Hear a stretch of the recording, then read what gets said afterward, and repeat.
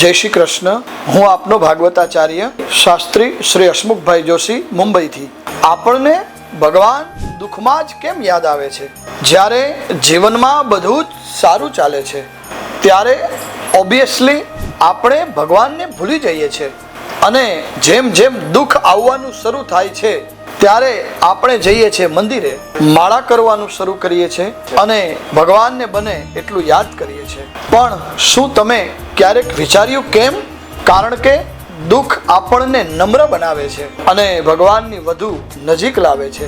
સુખમાં આપણે ગર્વ કરીએ છીએ અને દુઃખમાં પ્રાર્થના. પણ સાચી ભક્તિ એ છે, દુઃખમાં પણ ભગવાનને યાદ કરો.